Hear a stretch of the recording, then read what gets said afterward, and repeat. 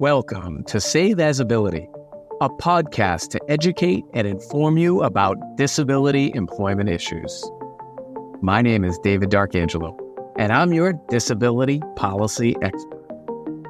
Hello once again, everybody. It's David D'Arcangelo back with you for another Save As Ability. We've got a great guest today, Neil Romano.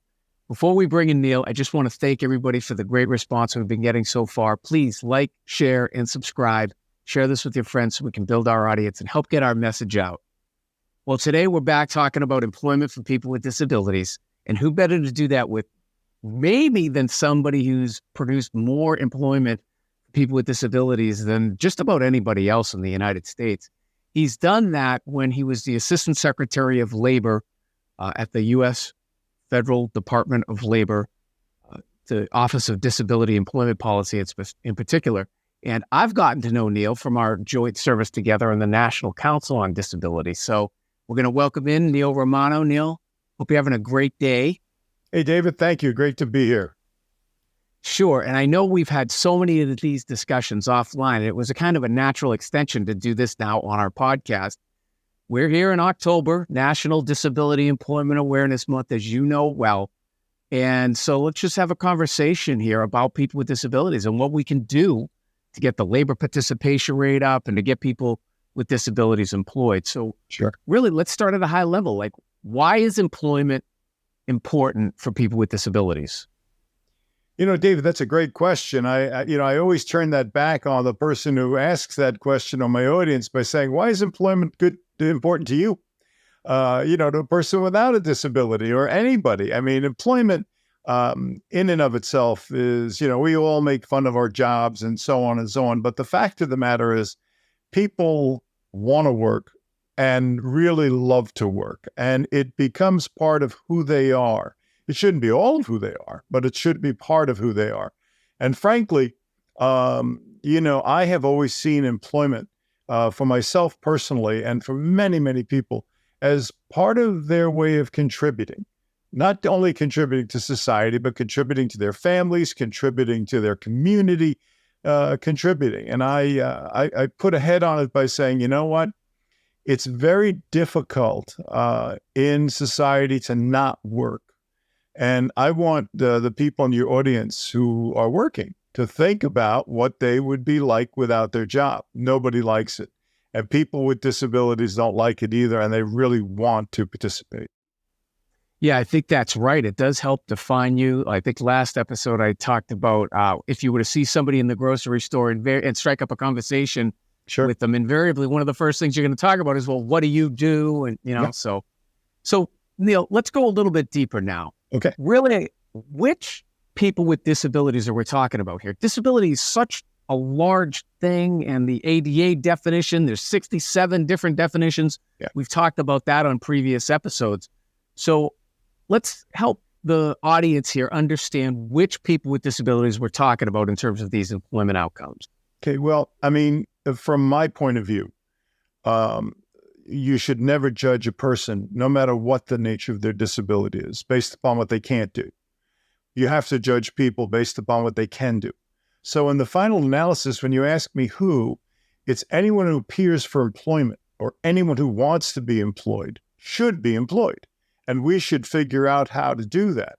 It's interesting that we now, in 2023, we forget that it was only not even 50 years ago that people with disabilities, especially intellectual disabilities, were completely shunted off the American scene.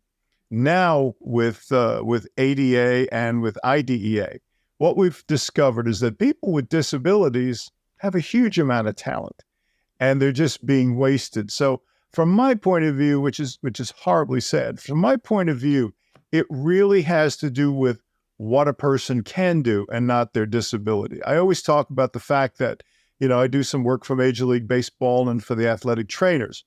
And we always run this thing with baseball players who have disabilities, and there are a great many of them.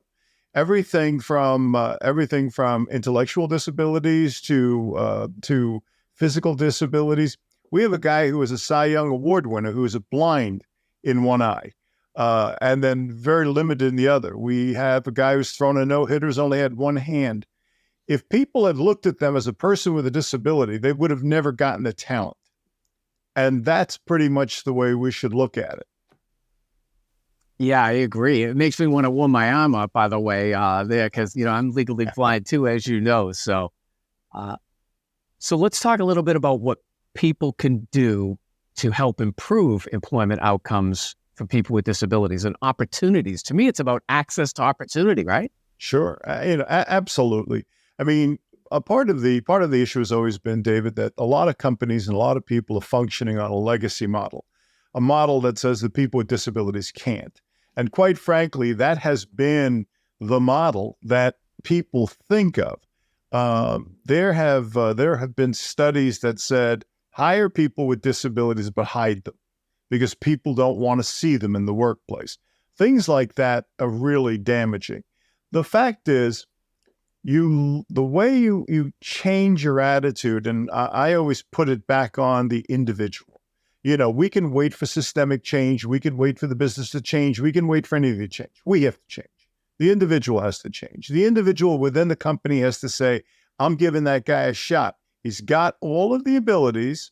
He's got all of the aptitude to do it. He has the education to do it. He has what we need to do this job, whatever that might be. And to look at the person that way. Some of the issues that have been raised over the years is that people with disabilities, you hire them, you can't get rid of them. You hire them, they're going to sue you. You're going to hire them. They're going to wear things out. Well, all of that's been proven false. And then you have people who are concerned about, the cost of accommodation. I have to tell you, that is one of the weakest things in the business world is talking about accommodation. I refuse to use the word accommodation for someone who's trying to get a job. I use the word productivity enhancement. If I have someone with limited vision who says he needs a screen reader, what am I going to say to him? No screen reader? You only have to do 20% of what the guy next to you is doing. It's an absurdity. If you think about it anywhere in business, if someone is tearing up the street, would you say to him, do it with a hammer and a chisel? Or would you say, here's a power hammer, go out there and get the job done? So, the idea of accommodations and things like that, that's really been proven to be absolutely false within the narrative. And we have— What is it? Ask Jan did it. It's less than $500 for the most accommodations. It's a low cost thing. David, you're on the high side. There are most of them are nothing, right? Most of them are tweaking a policy or something. I mean, I remember I worked for I worked for one of the largest corporations in the world on this issue. And they had an automatic 50 accommodations they would give a person with a disability that all they needed to do was ask for it. I mean, one of those big accommodations was a chair.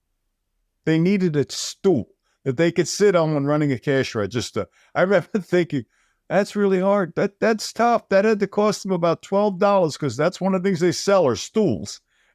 Take one off the shelf and give it to the guy.